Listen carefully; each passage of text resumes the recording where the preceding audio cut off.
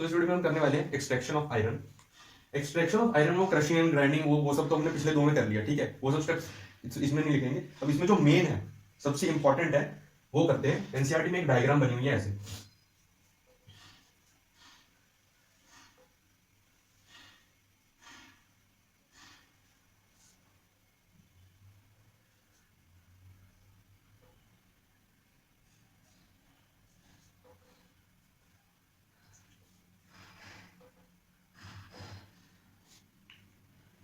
NCERT में ऐसी C diagram बनी हुई है, थोड़ी सी घटिया सी मैंने बनाई है, एनसीईआरटी बहुत अच्छी बनी।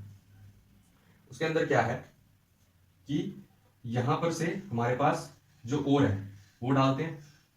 ओर कौन सा है? Fe2O3, ठीक है। साथ में हम डालते हैं कैल्शियम कार्बोनेट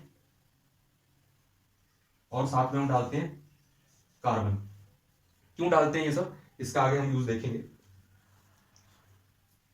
जो आयरन ऑक्साइड का ओर है, इसके अंदर एक इम्प्योरिटी पाई जाती है, सल्फर बोलो। इसके अंदर एक इम्प्योरिटी पाई जाती है जिसका जो फॉर्मूला है वो है SiO2, हम कह सकते हैं सिलिकॉन डाइऑक्साइड।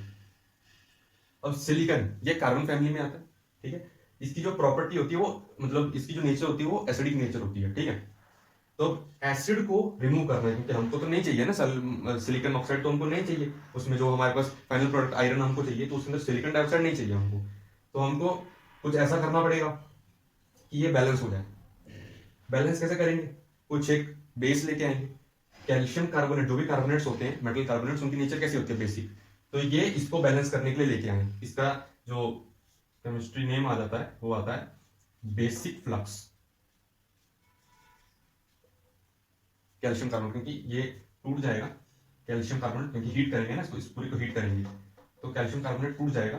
कैल्शियम ऑक्साइड और कार्बन डाइऑक्साइड, देखो यहाँ पर भी मैंने इसको हीट किया, क्या निकल सकता है? CO3 है, कार्बन डाइऑक्साइड एग्जिस्ट करता है, ये निकल सकता है कार्बन डाइऑक्साइड निकाल दिया, और जो बच गया उसको लिख दिया calcium oxide. Metal oxide basic in nature. ये मेटल ऑक्साइड इसके साथ रिएक्ट करेगा, CaO प्लस SiO2, ये बना देगा CaSiO3। ये जस्ट ऐड कर दिया CaO SiO2 CaSiO3। अब यहां से ऑक्सीजन रश कर रहा है, क्योंकि हमने एयर की ब्लास्ट डाली है, ये ब्लास्ट ऑफ एयर, तभी इसका नाम ब्लास्ट फर्नेस है। ब्लास्ट ऑफ एयर फेंकता ही अंदर की तरफ, ब्लास्ट ऑफ एयर ऑक्सीजन, और यहां से ये कार्बन नीचे की तरफ आ रहा है, ठीक है। तो कार्बन प्लस ऑक्सीजन, इन्होंने मिलके क्या बना दिया? Carbon dioxide. कार्बन डाइऑक्साइड क्यों बनाया? अभी नीचे, बिल्कुल नीचे, ये इनको हीट प्रोवाइड हो रही है आराम से, उसको हीट निकालने की जरूरत ही नहीं है। मैंने पहले क्या बताया था, कार्बन और ऑक्सीजन कार्बन डाइऑक्साइड क्यों नहीं बनाते? क्योंकि ये कोई हीट रिलीज नहीं कर रहे हैं, ठीक है। नेचर उसको वो नहीं करेगी, अलाउ नहीं करेगी। लेकिन यहाँ पर तो हम ऑलरेडी हीट कर रहे हैं, आर्टिफिशियली हीट प्रोवाइड कर रहे हैं, तो उनको आराम से बन सकते हैं, कोई प्रॉब्लम नहीं है उनको। तो ठीक है, हीट प्रोवाइड हो रहा है, कर रहे हैं काम, ठीक है। फिर थोड़ा थोड़ा ऊपर जाएंगे तो टेम्परेचर कम होता जाएगा, हीट भी आनी कम होती जाएगी, ठीक है। तब ये कार्बन डाइऑक्साइड किसके साथ मिलेगा? कार्बन डाइऑक्साइड मिलेगा, फिर नीचे कार्बन तो आ ही जा रहा है, जो हम कार्बन डाले जा रहे हैं उसको कोक डाले जा रहे हैं अंदर।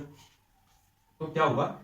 कार्बन डाइऑक्साइड अब मैक्सिमम अपने 4 पॉजिटिव पे, ठीक है। जब भी कोई भी कंपाउंड अपने मैक्सिमम ऑक्सीडेशन स्टेट में होता है ना, जैसे C4 पॉजिटिव इसकी मैक्सिमम होती है, ठीक है, तो वो एक एज ए ऑक्सीडाइजिंग एजेंट काम कर सकता है। 4 पॉजिटिव से नीचे आ सकता है, इससे ऊपर तो नहीं जाएगा, 4 पॉजिटिव से ऊपर तो नहीं जाएगा, 4 पॉजिटिव से नीचे आ सकता है, 3 पॉजिटिव पे आ सकता है, 2 पॉजिटिव पे आ सकता है, ठीक है। और कार्बन की क्या है अभी? 0, ये 4 पॉजिटिव तक ऊपर तक जा सकता है, ठीक है। तो क्या होता है, बैलेंस करने के लिए ये दोनों बोलते हैं ठीक है, हम दोनों एक ऑक्सीडेशन पोटेंशियल पे आ जाते हैं, ऑक्सीडेशन स्टेट में आ जाते हैं। वो कौन सी? 2 पॉजिटिव। 2 पॉजिटिव में क्या होगा? CO जो बनता है इसके अंदर जो, तो यहां पर CO का जो C के ऊपर चार्ज है वो 2+ हो जाता है, तो ये बिल्कुल मिडल में आ जाते हैं CO। और यहां पर क्या होता है, फिर हीट भी प्रोड्यूस होती है। अब इसके ऊपर क्या होता है, ये Fe2O3 है, ठीक है। Fe2O3 ये भी इस कार्बन के साथ मिक्स होता है, इस कार्बन के साथ मिक्स होता है, तो ये दोनों मिलके क्या बना देते हैं? Fe प्लस CO, ठीक है। FeO प्लस CO, ठीक है। अब ये FeO क्या करता है? ये FeO फिर कार्बन के साथ मिलता है और यहां पर बन जाता है आयरन प्लस CO। अब देखो, इतना सारा कार्बन मोनोऑक्साइड रिलीज हो रहा है, यहाँ पर भी कार्बन मोनोऑक्साइड, इन दोनों रिएक्शंस में भी कार्बन मोनोऑक्साइड, ठीक है, प्लस हम खुद भी हीट कर रहे हैं। तो इतनी ज्यादा हीट के कारण ये जो आयरन है ये मेल्ट हो जाता है। ये आयरन की डेंसिटी काफी ज्यादा होती है, तो वो क्या होता है, इधर इधर तक नीचे फिल हो जाता है और इस ओपनिंग से ये बाहर आ जाता है। लेकिन हमने क्या देखा था, हमने देखा था ये कैल्शियम सिलिकेट CaSiO3 ये भी तो आएगा, लेकिन ये क्या होता है, ये हल्का होता है, आयरन से हल्का होता है, ठीक है, तो ये ऊपर फिल होता है, यहाँ फिल होता है। और जो बाकी इंप्योरिटीज होती हैं, जैसे दूसरा कार्बन या कुछ और उसके अंदर हुआ, तो वो भी आता है, वो भी इसके ऊपर जमा होता है, इधर निकल जाता है, ठीक है। लेकिन फिर भी कुछ अमाउंट ऑफ कार्बन इसके अंदर भी होता है, ऑलमोस्ट 4% कार्बन होता है इसके अंदर, तो इसका नाम रख दिया जाता है पिग आयरन। जैसे वो होता है ना कि गिनी पिग अभी अभी तैयार किए हैं, मतलब अभी भी थोड़े बड़े हुए हैं, ठीक है, अभी उनको उधर साइंटिफिक लैब्स में भेज दिया जाता है एक्सपेरिमेंट के लिए, तो वैसे गिनी पिग की तरह ये पिग आयरन है कि अभी इसके ऊपर एक्सपेरिमेंट होने हैं आगे, ठीक है, तो पिग आयरन बन गया। जो पिग आयरन है, पिग आयरन में से जब हम 1% कार्बन और निकाल देते हैं, मतलब 3% कार्बन कंटेंट हो जाता है इसका, तो इसको कहते हैं कास्ट आयरन। कि एक किसी शेप में उसको कास्ट कर दिया 1% कार्बन निकालने के बाद, तो उसे कास्ट आयरन कह दिया। अब ये फिर पड़ा हुआ है आराम से, और इसके अंदर से अब ये जो कास्ट आयरन है, कास्ट आयरन में से मैक्सिमम इंप्योरिटी निकाल दिया, अब इसके अंदर 0.5% के आसपास बचता है कार्बन कंटेंट, तो अब ये पड़ा हुआ है आराम से, क्योंकि अब इसके आगे इसके साथ कुछ नहीं होना है, कोई ज्यादा इसके ऊपर एक्सपेरिमेंट नहीं होने, तो ये पड़े पड़े सड़ रहा है, सड़ने को इंग्लिश में कहते हैं रॉट, तो रॉट आयरन। तो पहले क्या हमें क्या मिला, पिग आयरन, पिग आयरन के बाद हमने उसको कास्ट किया, तो उसका नाम रख दिया कास्ट आयरन।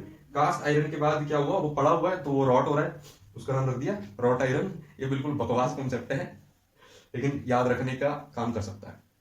तो इस वीडियो में इतना ही, अगली वीडियो में मिलते हैं।